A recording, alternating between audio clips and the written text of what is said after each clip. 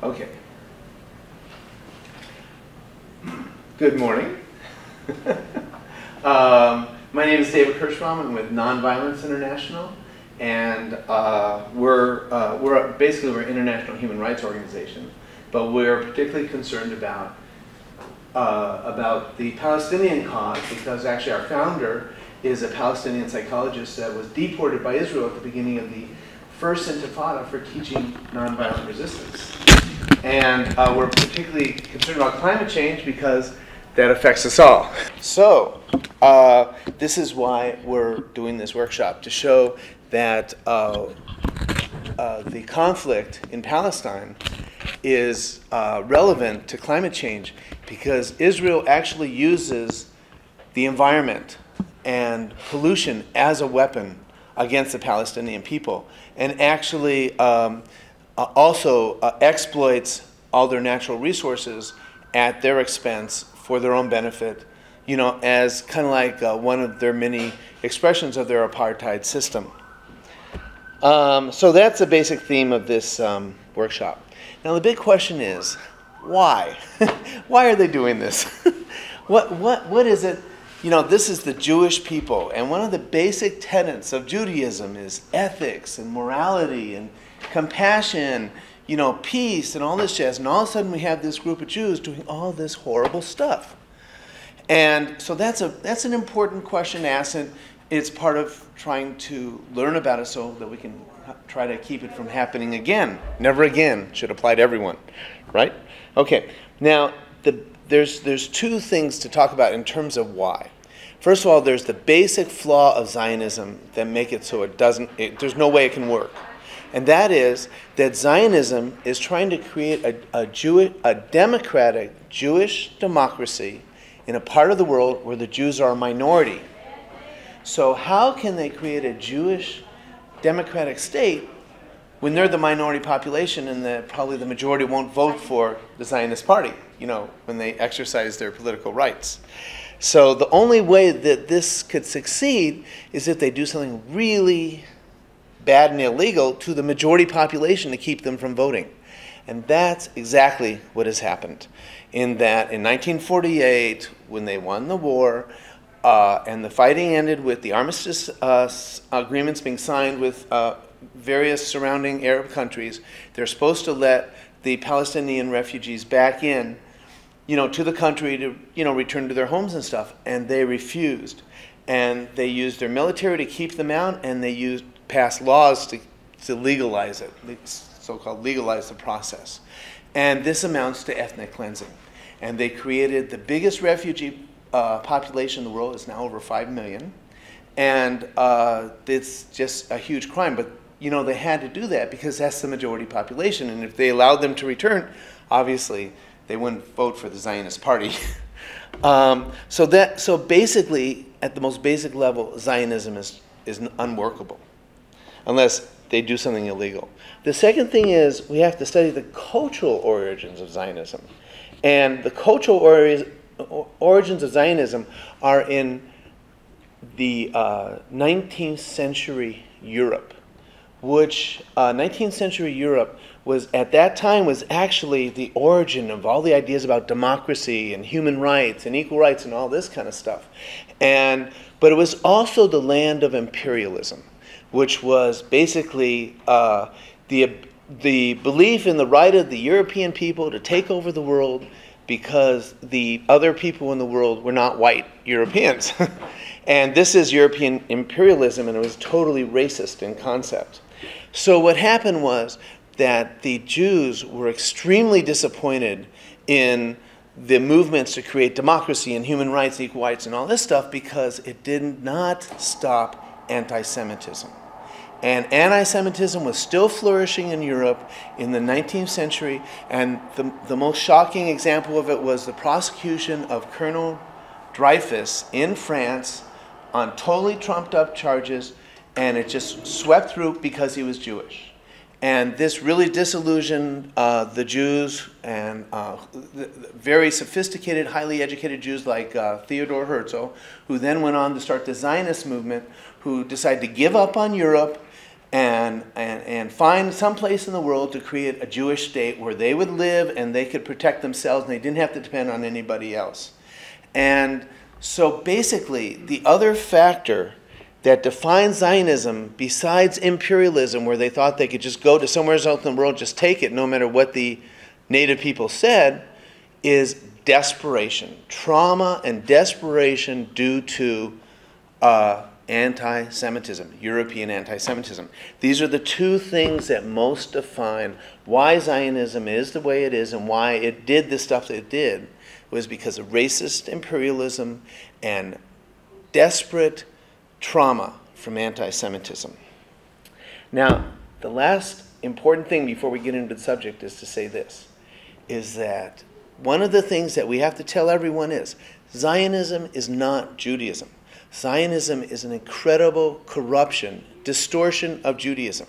Zionism religiously is based on Jewish texts, like the Torah, but it takes those things and interprets them in a way that rationalizes inhumane actions that violate Jewish principles, Jewish morality, Jewish ethics, and so Zionism is one of those horrible corruptions of religion, which we find with every religion and we've found throughout human history. And also it's important to note that there are many modern Jews who oppose Zionism, and many of the top pro-Palestinian organizations in the world are started by Jews. Okay, that's my little introduction to Zionism. Now we'll start with our subject.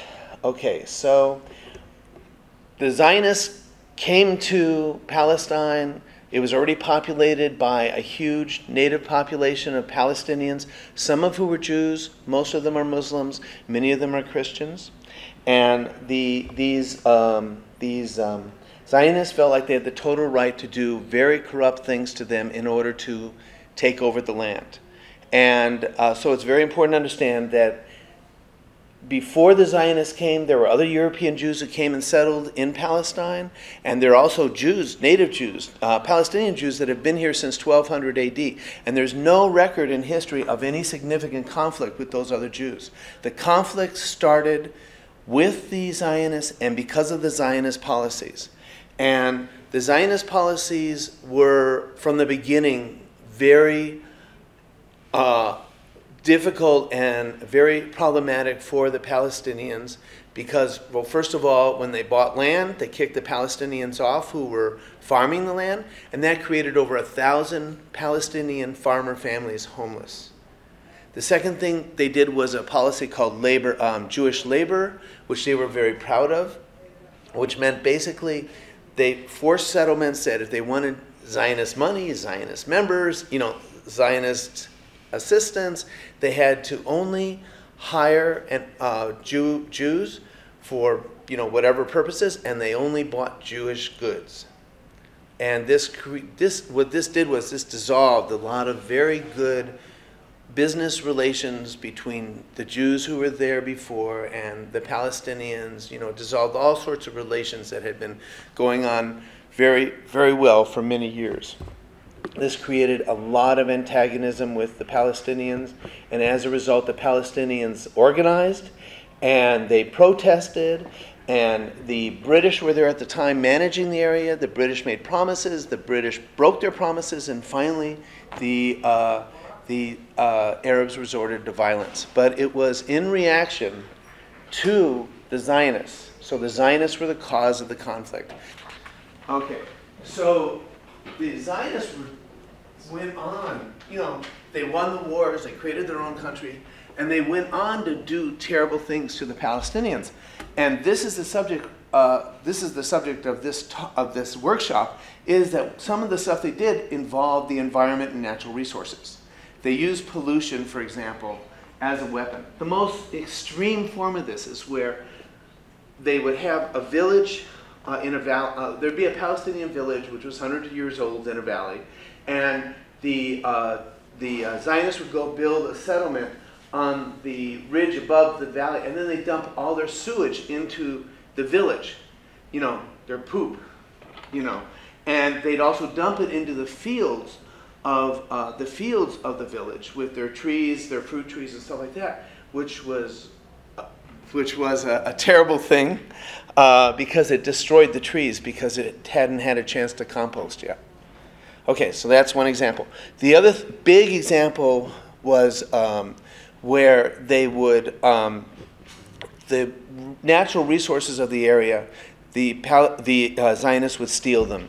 The main natural resources of the area was land, especially rich, fertile agricultural land, and also quarries like stone, which was used in construction of homes and stuff like that, and also water. And the Israelis managed to steal all of those with their advanced technology, especially. In the Gaza, it was a whole different story. Gaza was a dense, practically the entire area was like a dense urban population, and there were very little natural resources.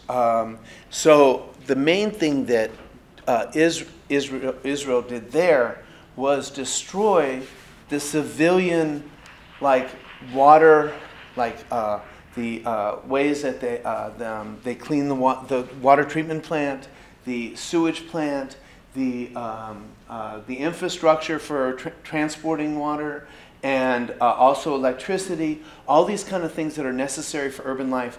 The Israelis systematically destroyed them all, along with the schools and hospitals. But this is not the topic of our talk. And then, so that's the main thing that they did in Gaza. The other thing they did in Gaza was one of the natural resources of that area is the fish in the sea. And the Israelis pretty much cut off the Palestinian fishing fleet from getting to them by making the border, the distance they could go out to sea very short, so they couldn't really get to the fish. So this is an introduction to the subject.